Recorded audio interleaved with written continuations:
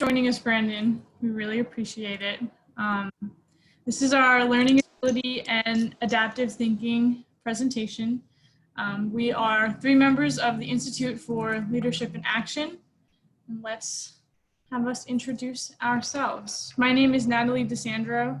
I'm a senior in the social work program here at Rutgers. If Trisha, yeah. Hi. Oh, you muted yourself. Okay, now you're good. Sorry, guys. Hi, I'm Trisha Colon Santiago, and I am also a senior at Rutgers University in the School of Social Work. Hi, everyone. My name is Tanya Martinez. I'm currently a rising junior, or actually currently a junior, actually. I'm just so used to saying that. And I am currently political science and philosophy dual major. And so, yeah. Cool. Michael, did you want to introduce yourself? You're going to stay in the... I'll have Michael stay in the shadows. I'll continue. So it took us a while to find an icebreaker activity that wasn't too corny and also looked kind of fun. And this is the one that we came up with. So this is called Remember When. And basically what you do is I'm going to say something like the start of a story, oh, remember when we went skiing on Mount Everest? And then I'll say, Tanya, do you remember that? And then Tanya will say something like, oh yeah, and then we got hot chocolate with the president or something. And then it goes on like that. So you kind of build a story. We thought that would be kind of a more fun icebreaker. So I'll start and I'll pass it along. Let me not see, that was my example, the one that I just used. So let me think of something different. I'll say, remember when we did yoga with goats? Tanya, do you remember that? Yeah, I do. I think a goat bit me at some point. I was so mad. But I think Brandon over there, he really helped me in making sure that, I didn't get any infection or anything like that. Oh yeah, and then after the hospital, we just chose to get ice cream. Remember that, Michael? I do remember that. You had Rocky Road, and unfortunately they didn't have sugar-free vanilla. They'd just run out, so I had to steal one from a young child. And Natalie, I think you had, or I'm sorry, Trisha, I think you had some particular thoughts about that. I wasn't too fond of the Rocky Road. I'm a vanilla bean girl, Breyer's vanilla bean. But I do remember us all falling asleep to Titanic at the end. Okay, nice. That was fun. I like that. I like that icebreaker. You guys are creative. Okay, so now that we all got to smile a little bit, let's get down to business. Here are our objectives for the presentation. So we're gonna define learning agility and explore factors of agile learning. We're gonna discuss how learning agility contributes to leadership and personal thriving. We're gonna practice agile learning through a hands-on activity. And we're gonna share some simple actions that can help you develop your learning agility. So, what is learning agility? Learning agility is the ability to learn from your previous experiences and apply that learning to new and unique situations. So a good way of putting learning agility is learning on the fly. So when you're just placed in a different situation that you weren't expecting, and you can rely on information that you learned in the past, and you're learning on the fly and you come up with a new solution to an old problem. It's like finding yourself in a situation and not knowing what to do, but you rely on techniques that maybe you learned that it wasn't really applicable to this situation, but you're using it in a new way. And that is what makes someone an agile learner. Oh, hi, Rob. Okay. So there are 5 factors of agile learning.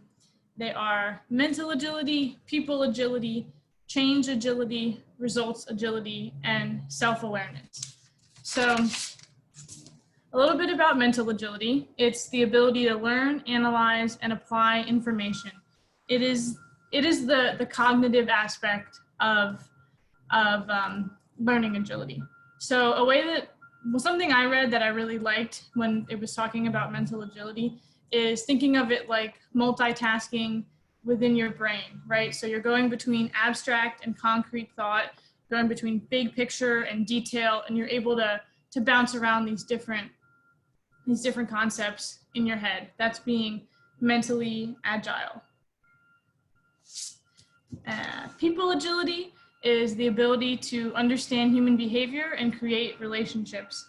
So it's like being a people person, but it's also a step above being a people person, right? Because you want to be able to understand the social needs of people and be able to be engaging and accommodating to whoever's in your group, whoever you're with. You want to be able to engage them and accommodate them and understand their needs. Emotional intelligence plays a big part in people agility, and I know there's tons of tests online where you can test your emotional intelligence. So I definitely recommend those tests. They're fun. So change agility, which I think is super important. They're all important, but I think change agility is very important.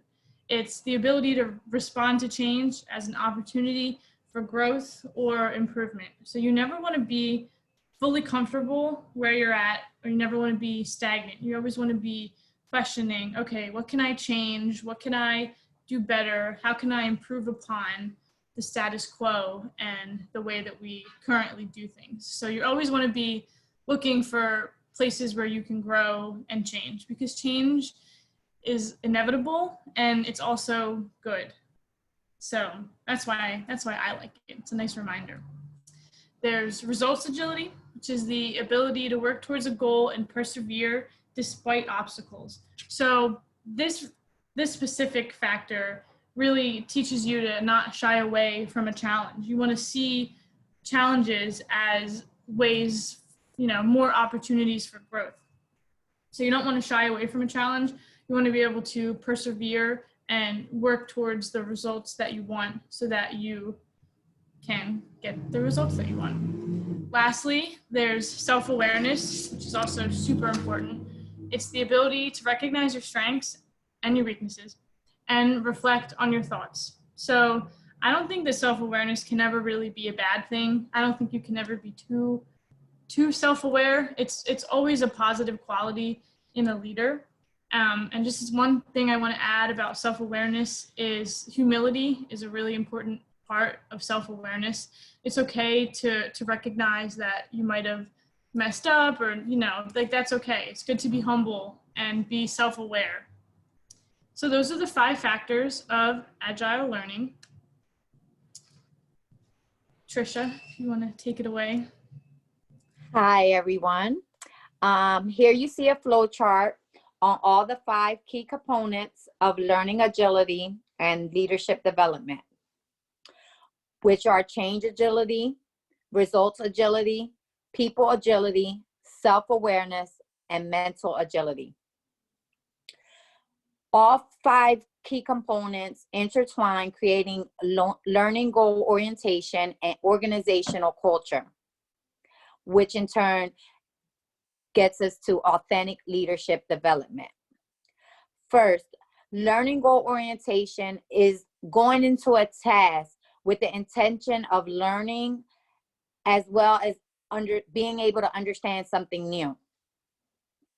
Or the organizational culture is more or less different for each organization. We have to remember to be both mindful and sensitive to an individual's culture. For example, Rutgers University has the Student Enrichment Committee. This particular program through the organization, which is Rutgers, helps develop students' learning agility. As leaders, we can definitely utilize these strategies to become more agile learners. And can you go to the next screen? Any questions? questions, anyone? Oh no, not yet. It's good. It's good. I'm sorry.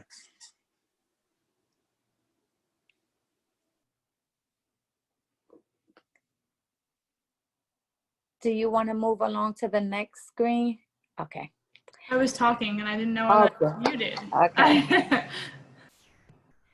So everyone, describe a time that you used knowledge gained from a past experience to solve a problem or make an important decision. I guess for me, in high school I took a music theory class, right? And I really didn't like it and I really struggled with it. Like my brain just doesn't work that way. So once I started at Rutgers, I knew that I wasn't gonna want to take any like music centered classes or music theory classes because I learned from my experience in the past that wasn't for me. So that's a little example from me. I can go next. So mine's a little bit of a different tone, but whenever I was younger, I remember, my area was, it was pretty diverse in the sense that we had a big Latinx population, but we still had a lot of racism that existed. And so when I was younger, people would say some racist things to me. I didn't really know how to respond because first I didn't register as a kid, but as I got older, I just did not know how to handle situations like that. So I just stayed silent. When I saw other students being bullied, when I saw something, I was very much just very non-confrontational, did not want to deal with it, did not, just kind of like let it pass. And sometimes I wasn't even aware of it. But over time, it started bugging me. I was just like, I don't know, it's just, this isn't right. And it was just really intense. And so in high school, I had a friend, we were walking in the hallway and, I was walking and we heard behind us, this individual was saying things, and my friend at the time was wearing a Black Lives Matter shirt. The individual behind us was saying the N-word, lives don't matter. And that, that was terrible. And he was saying it very, very loudly and, was trying to provoke a response from him. And so my friend got very, very upset and he was very mad. And they got into this heated discussion and argument. And I understood the point of view that he was at, and he was very much confrontational, and it was shocking for me to see this interaction, but then I knew that I needed to get this individual out of the situation. I couldn't just stand by. And so I learned from my past that my past experience was that staying silent, being complacent, that's one of the worst things you can do, because you just let it happen. And then, this could have turned into a fight. This could have turned into something where it escalates. Someone could have gotten hurt. I needed to get my friend out of that situation. So I remember grabbing his hand and just pulling him away. And no matter how mad he was that I was pulling him away, I knew I had to do it because I needed to report what happened. And I told an administrator, and they got the student suspended. But it was just, at the time, I knew that from past experience that when you don't intervene, when you don't step up, it creates this culture that this is an okay thing to do. It creates a culture where this is something that you can be pushed on. And so from that past experience of being so complacent and not speaking up, I learned how important it was to do so. And ever since then, that student, in terms of school, he would leave him alone. He wouldn't bother him. And this wasn't the first time he had said that something of those lines to him.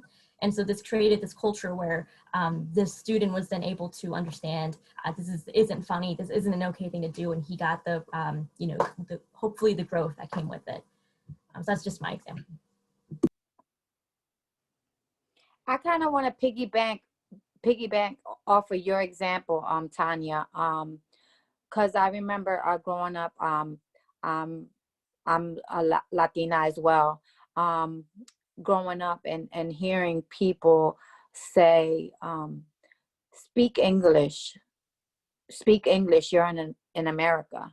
And I remember being young thinking, that's so rude, that's so offensive, but I myself never said anything, and I stayed silent until last year.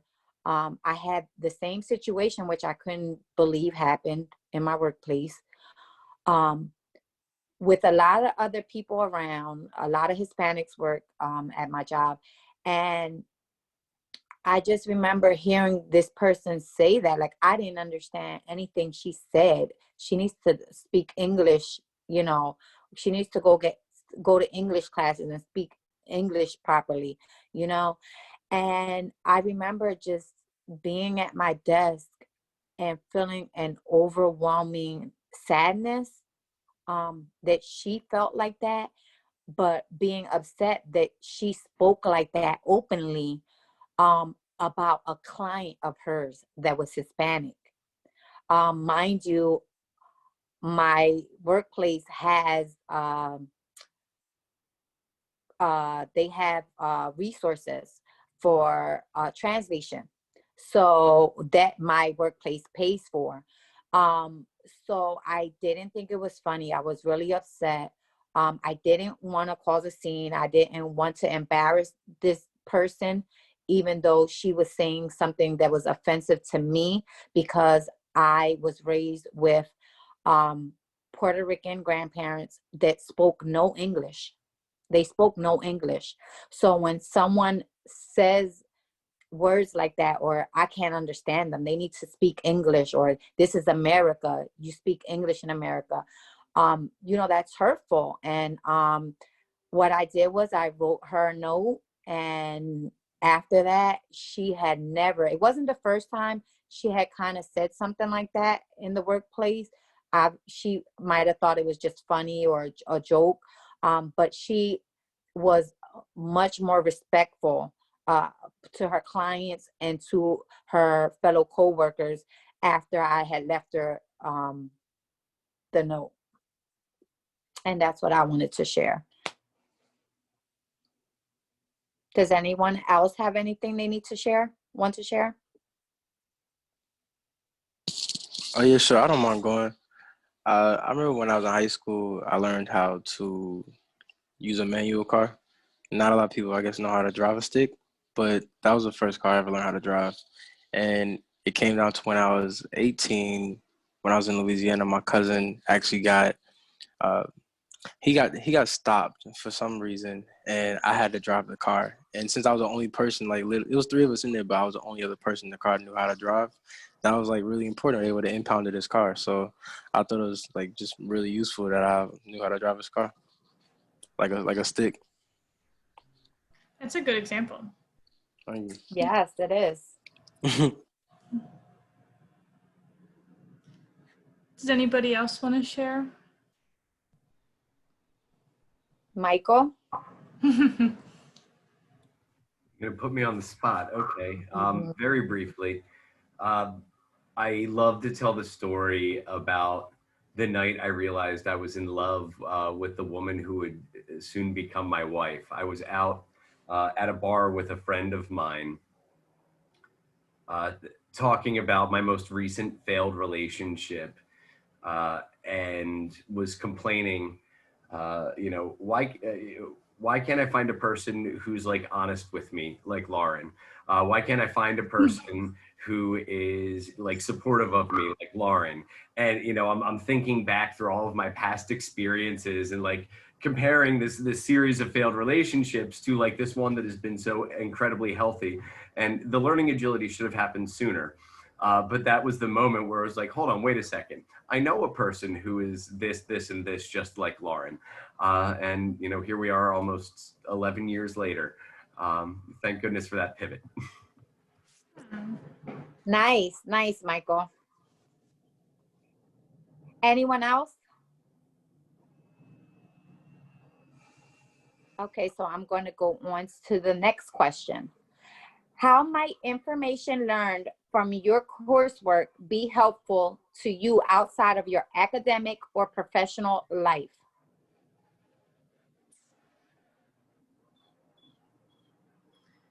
So I think that I can think of an example of a class that I'm taking this semester, which is called Camden in the Philadelphia region. And it's like a history, urban studies class. And like outside of my academic or professional life, I feel like it's just really important. And useful to understand how this area came to be, you know, the way it is today, like how it's like transgressed, how many different changes have happened. That's for Camden and for Philadelphia and like this whole area. So it's just been really interesting, and I find that it's very important, and it gives you just gives you like a different sense, and that's just outside of anything academic or professional. That's just for your own knowledge. I think sometimes what you learn in class can be just beneficial just to you, you know? That's very true. I actually would like to piggyback off of that. I'm actually taking a class currently called bioethics, and I feel like that's extremely relatable to what's going on in the world currently, and just giving me a different perspective. Just well, actually recently I was looking at a lecture and it was talking about how a physician became a patient, and it took for him to become a patient for him to understand, I guess, being in a patient's shoes and just the emotions that go through giving certain statistic data between saying you have a 95% chance this will go well, or saying this is a 5% chance that it may not go well. Is that information can be interpreted different ways. So I felt that class in itself is very helpful because it allows you to understand things from different perspectives, but also, I guess, gain like a utilitarian approach behind it as well, if anything. Very cool. I've heard a lot about that class, actually. Thank you. Yeah, it's cool. I guess I can share mine. The first thing that came to mind when I was thinking this was last semester I took a class called Politics of Minority Groups. And then, you know, everything was, you know, talking about like the different kinds of movements that happen for each community. So we did, you know, the African American community and like the history of everything, and then the LGBTQ plus, and then you know, at some point we did like Latinx as well, and the women's rights movement. And so I was in the spring, and then in May and in June was when a lot of the you know, the George Floyd protests were happening, and that's when all these conversations were happening. And it was just so interesting to have just taken a class where we looked at all of the history and looked at all of the injustices that exist, and then this is happening now. This history is being written now. And so it was really, really important to know that history, because I was able to understand a lot more than I used to have been before, and engaging in those conversations with other individuals when they're just like, oh, racism doesn't really exist, like, you know, this is, you know, this is nothing, or they would just try to like belittle it, like belittle the movement. And it was just, I can give them the history and just, you know, outline it very clearly when I would have conversation with those individuals, which at some points I did, and it that varied in how that looked. It was sometimes it was people that kind of surprised me when they would talk to me about it. It was individuals that I thought would be a lot more understanding, but they weren't. And so I was able to really, you know, give them what I had learned from my class, and then, you know, put it in the context that exists now. That's just, you know, just one example that really seemed to tie everything together. And it was just the timing of it was, I guess it was just surprising to me, and which I really, again, shouldn't be surprised, but yeah, it was just something that was helpful to know.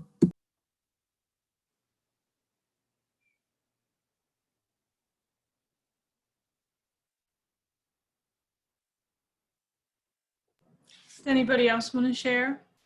Should we? Okay. Okay. So now, now we're gonna move on to our workshop portion, Crossfire. And I'll let Tanya. All right, super excited to do this part of the workshop, because in my opinion, it's going to be a lot of fun. We'll see what you all think at the end, but all right, we can go ahead and get started. Basically, you can go ahead and go to the next slide, but the idea of Crossfire is that we're going to be doing this activity where, you know, each of us, or at least some of us, will be giving a short speech. And in the speech, we're going to be talking about this, like, whatever it is that that we're given a topic of. So whenever we get to the part of the discussion, we're going to be given a subject and a topic. And you as a speaker, when you are speaking, you will be taking this topic that you know very vague about, and you will be giving an argument for it. It'll be very clear on what side of the argument you're arguing for, but essentially you're just going to be spouting whatever argument you can come up with in the moment.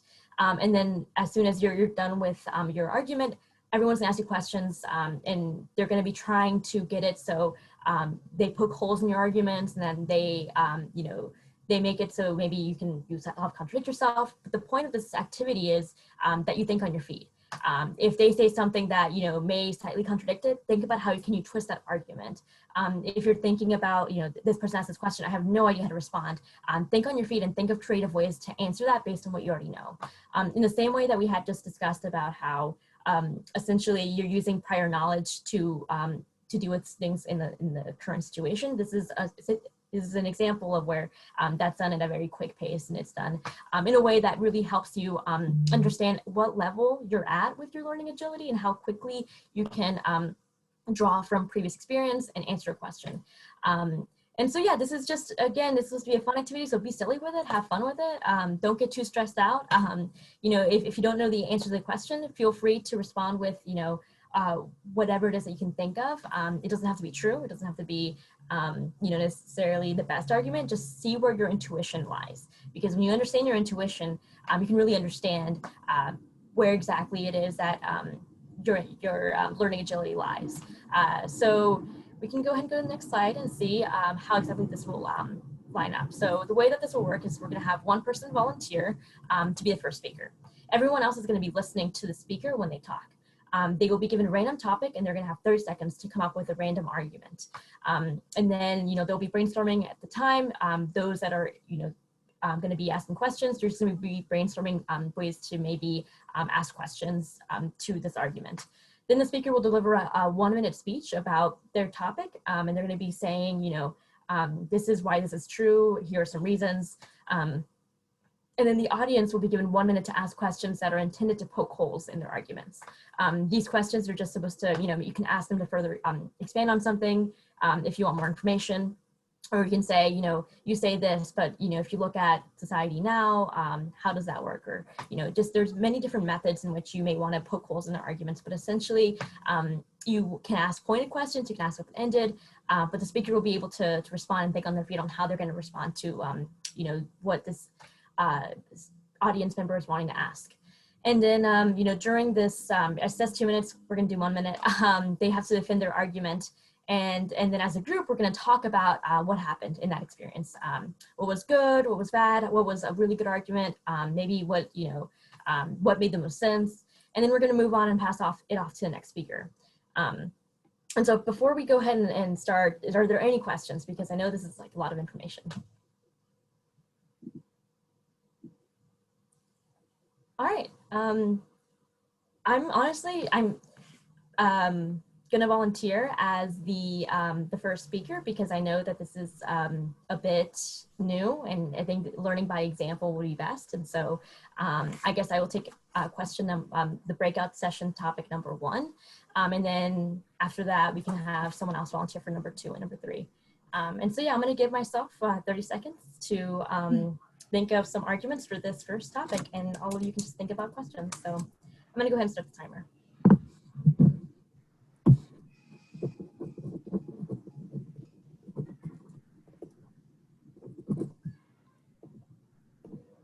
Oh, so you're just writing them down?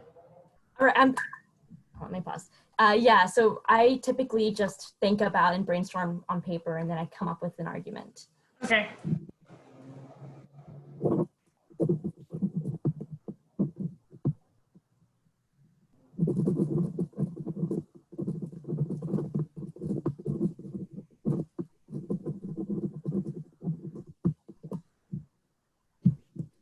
Awesome. Okay, so my 30 seconds are up, and I will have 1 minute to make this argument, and then you all can poke holes in my argument, whatever or whatnot. All right, my 1 minute starts now.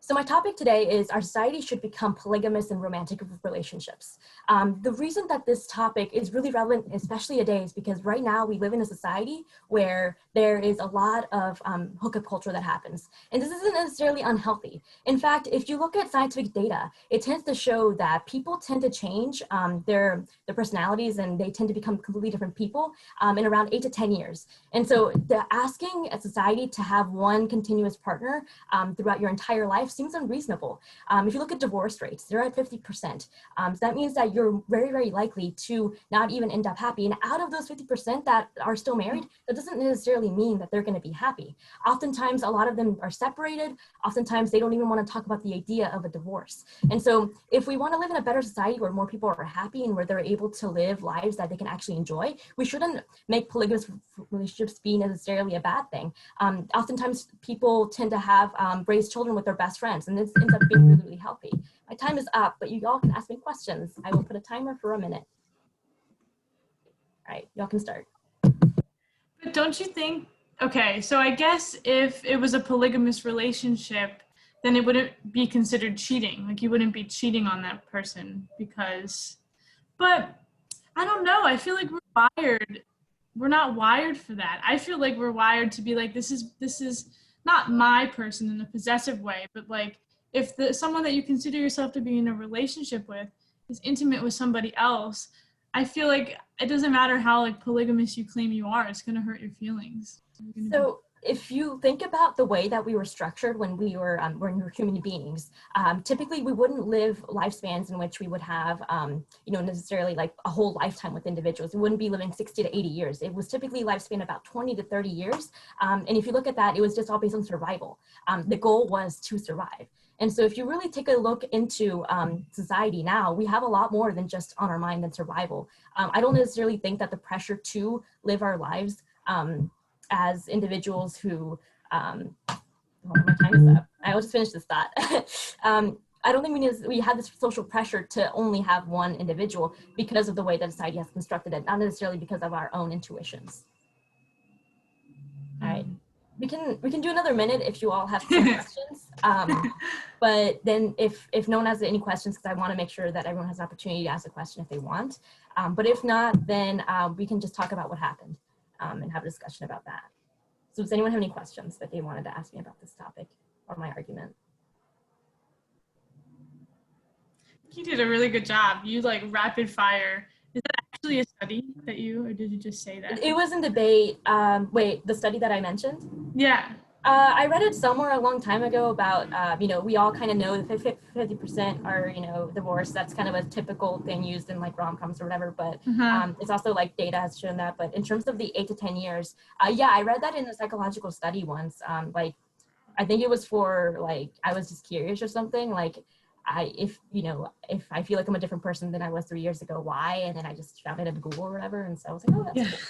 And I just use it now. So yeah, it's from somewhere. If this was an actual debate round, I would have found that source. It would have been easy because I would have just not typed the number or whatever, but yeah. All right, so I guess we can just talk about what happened. So, so basically what I did here was I took, like Natalie was pointing out that stat that I used. That was just something from my memory from like, I don't even know how long ago I looked that up. I think I was an anxious, like, very angsty teen. I was just like, oh, I'm not who I used to be. And I'm not, why do I like, it was just like, why am I the way I am? Very existential. And I just happened to look that up. And it was just something that I always thought was interesting. So that's something I used in that argument. Another thing that I did was I was like, I don't even know how to start. So the approach that I did was, what is happening right now in our society? And I was just thinking, okay, how are people dating? And right now it's the pandemic, so it's a bit hard, but I'm just like, wait, Tinder, like that's such an obvious thing where people are, like a lot of my friends are on Tinder or whatnot. And so I'm just like, oh, that's it's a hookup app basically. And so I'm just like, well, then that can kind of lead into like part of this. And so you just have to connect the dots basically. Wherever it is that your first intuition goes when you're under this pressure, you just got to connect those dots to what you're arguing about. Wherever it's that you have to talk about. So that's just a technique that I use for the person that volunteers a second. I also thought 30 seconds was a bit short and a bit hard. So I'm gonna give you 1 minute to think because that was a little fast. Who wants to volunteer to go next? Unless anyone of you all have any questions on what happened or comments. I'll go next. I'm gonna pick question number 3. All right, you have and you're gonna let me know when the timer goes off, right? Yes. All right.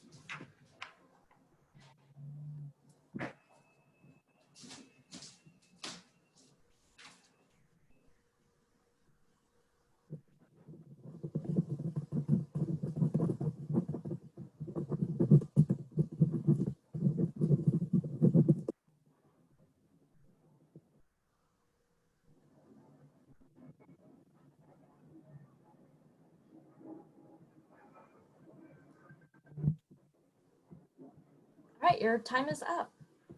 Did the timer go off? Yes. Whenever you start your first word, I will click on the timer, and you'll have 1 minute to speak.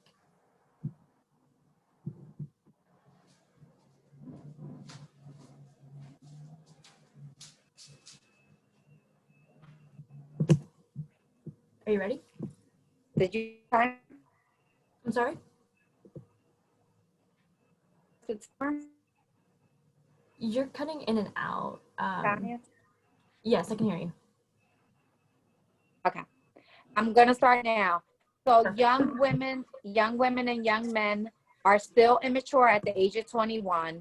They have too many DUIs, driving under the influence, you know, hurting other families, hurting themselves, making insurance, automobile insurance rates skyrocket. At 21, they're just not responsible enough, and they tend to have a lot of negative behaviors impacting them when they're under the influence of alcohol. Then you have rape, even acquaintance rape, and sometimes that's happening because these young men are under the influence, or young women under the influence. And I don't want to say every young man and every young woman, because there are some that are mature, but right now the drinking age limit be 85, due to the factors that I went over. All right, your time is up. We will have about one. Timer day off? It did. It went off. Yeah, it was pretty quick. So, all right, we're gonna have our questioning session now. So I've got a question. At the age of 18, we give an adult in our society the right to help select our elected officials. At the age of 18 or younger with parental consent, they can enlist in the military, be handed an assault rifle, and sent to the other side of the world to kill people that they've never met. If we're going to entrust young adults at the age of 18 with these types of responsibilities, shouldn't we also trust them to choose what they do with their Saturday nights? And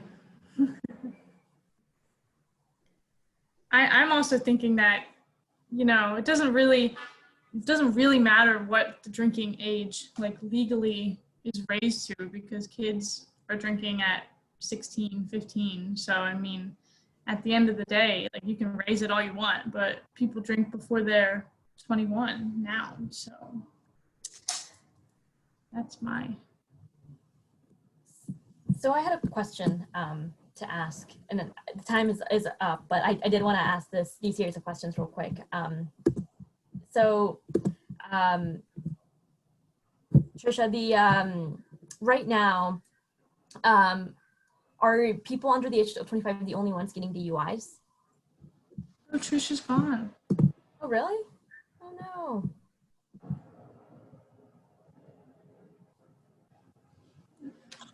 All right. Oh, no, she's back. Trisha? Sideways. All right, well, that's okay. Well, I think what we can do now then is... I'm sorry, I had connectivity issues. Yeah, it's okay. So just to go over some of the good things that happened here is the questions that Michael was asking was really good because it was very pointed, and it was very much showcasing the context of everything else. And so that was a really good question to ask. I think you made a really, really good argument because you talked about the different aspects, and you used you know, the techniques of pulling from what you had known. And so this was, you pulled from how it can hurt families with DUIs, and you pulled from how you know about the fact that you know, rapes that happen, and, you know, because of that, so negative behavior that alcohol induces. So I thought that was a really good argument. All right, we have our last topic, which is cannibalism should become legalized. So does anyone want to volunteer for that one?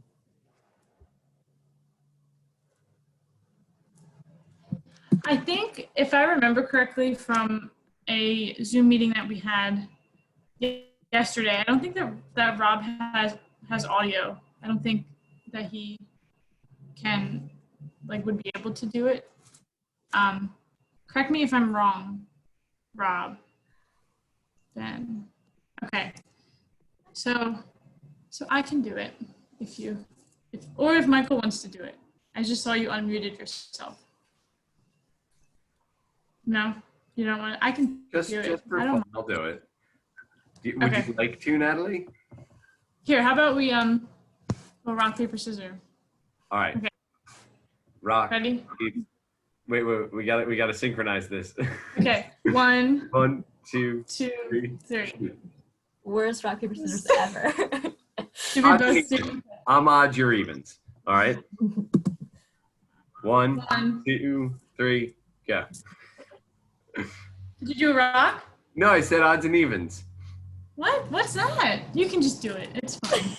I don't know what that is. Odds and evens. What? Okay, Michael, you have 1 minute to brainstorm this topic.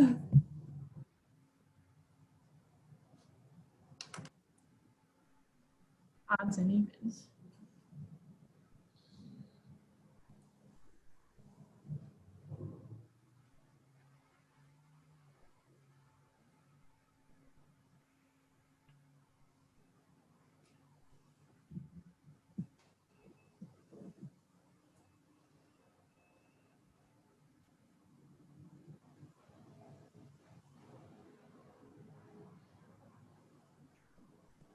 I'm ready to go. Perfect. 1 minute. So I think we have two problems in our society. On the first hand, we know that most or a substantial portion of America is food insecure, lacks consistent access to healthy, nutritious food. On the other hand, we recognize that there's a problem with the burial and cremation industry, that it releases a lot of carbon dioxide emissions into the air, contributing to global warming, and also that the process of embalming, though a deceased individual is put in a casket, ultimately all of those chemicals leach out into the soil, poisoning the earth. So on the one hand, we have a food insecurity issue. On the other hand, we have an environmental justice issue. And I think the way to resolve those two issues in tandem is to say that we can recycle our debt. That while people are lacking consistent access to fresh, healthy food, particularly lean proteins, the human body often has between 100 to 140 anecdotally pounds of lean protein available on it. That could feed multiple families for a period of days, and disposing of the body in that way would substantially reduce carbon dioxide emission and chemical runoff from embalming. Fixing two problems in one. I'll yield my time. Does anyone have any questions before I try to navigate this? All right, then I do have a question for you, Michael. Let me put my timer real quick so I don't go over time. All right, my question to you is, don't you think this is going to create a social injustice issue in terms of those that are of food security and of lower class are then having to be forced to eat human body, which at this point is very, very taboo and probably unhealthy as well. Thoughts on that? Sure, and so I think the concern around unhealth is unsubstantiated. I need to see something for that, but certainly this could be an opt-in program rather than just a blanket policy of legalization, whereas when upon death, one person is willing to, give their body to be recycled. In turn, they receive access to this type of, sustenance throughout their lives. We can consider it a form of social security, if you will, right? Certainly, there's a variety of reasons that people might not want to participate in cannibalism, be it, ethical or religious reasons. But the reality is that if we have hungry people who are willing to consume the flesh of a human being in order to sustain themselves and their families, do we really have a right to restrict them as long as that meat is ethically sourced? Natalie, you had a question? I just think that we're just skipping right over a much less taboo and potentially disgusting way to feed people is by, instead of feeding animals to feed people, we can just feed the people that are food insecure with the food that we feed animals, if that makes sense. So then we don't have to eat other humans. We can eat food that's going to feed animals to feed people. And But that also helps the environment issue that you had brought up. exactly. Sure, I'm not suggesting that there aren't strategies to combating food insecurity, but given the boundaries of the question, I certainly think you can make a reasonable and ethical case for cannibalism as an option. Actually, Jeremy Bentham, I believe, suggested this in some of his writings on utilitarianism. Satirically, but for our purposes, let's bring it up. There are plenty of orphans out there in Bentham's writing who are causing a burden to society. We could easily convert them into food for people who, need it. Again, I would broaden that out, and I'd take issue with a lot of the way Bentham presented this satirically. But I think ultimately there is a point to be made. If there's meat available, why don't we put meat on the table? We are out of time. I would love to respond to that, but we are out of time, and I really want to point out what Michael did that was really, really good. So what he did was he used, again, bringing in what he has some knowledge of, and he brought up food insecurity, and that's something that's a really, really current example, and then how this can solve an environmental issue and a food insecurity issue. And that way it ties in and lures you in an ethical manner on why we should do this. And then after that, he talked about how we're gonna, he narrowed it down. He narrowed down this broad topic to just those that are already dead.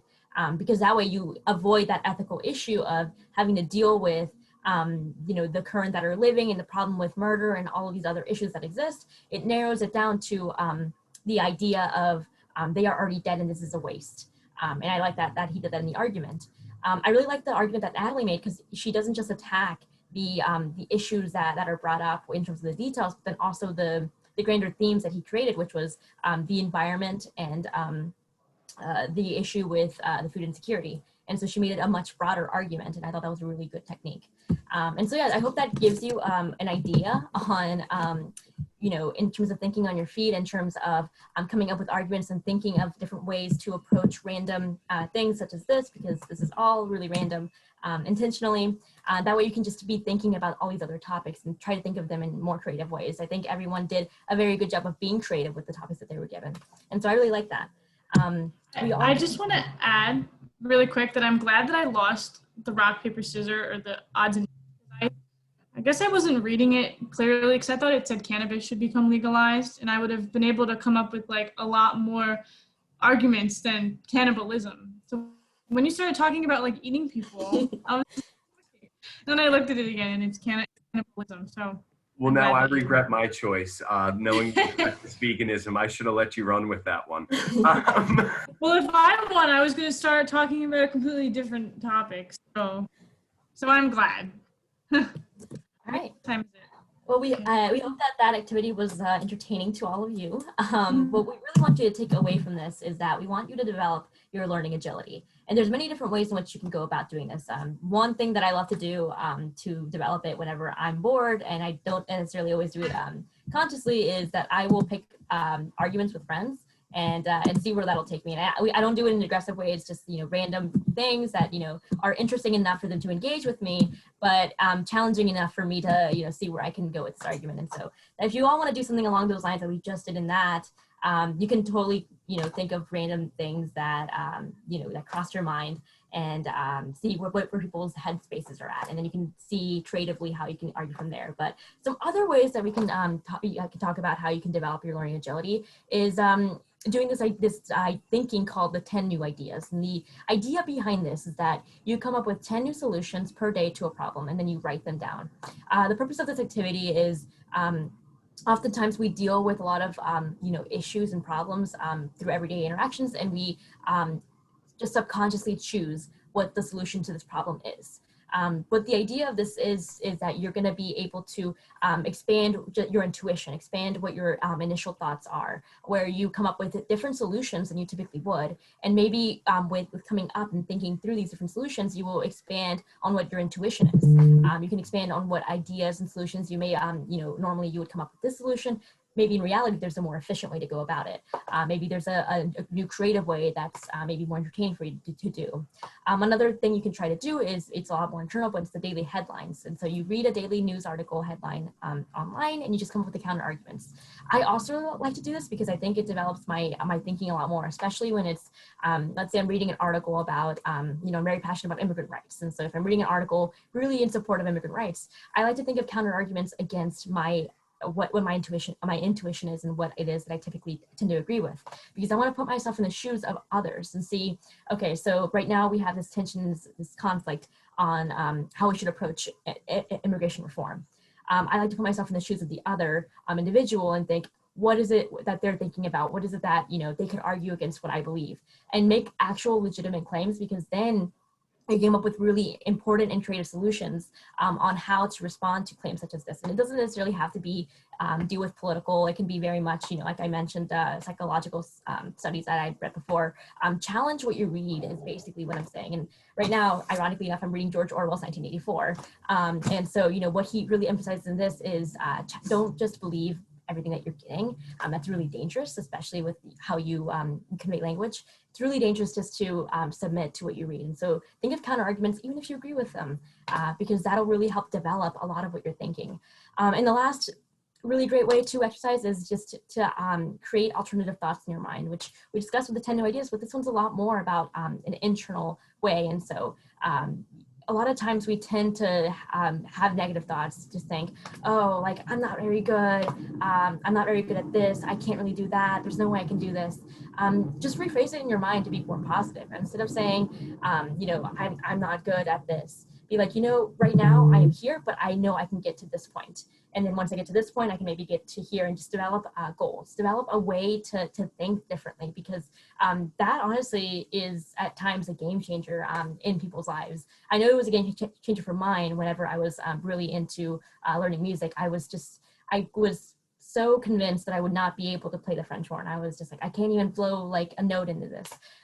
But then I had a teacher just tell me, like, no, like, just, you got to keep practicing, you got to believe in yourself. And so I went home and I practiced for so long.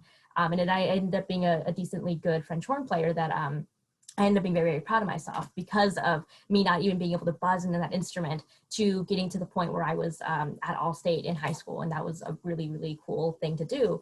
And so it was just, you got to change the way that you look at it as well, because that'll be, like I said, a game changer for you. And so, yeah, those are just some ideas that maybe you can take home, and we can hope that can help. Does anyone have any questions?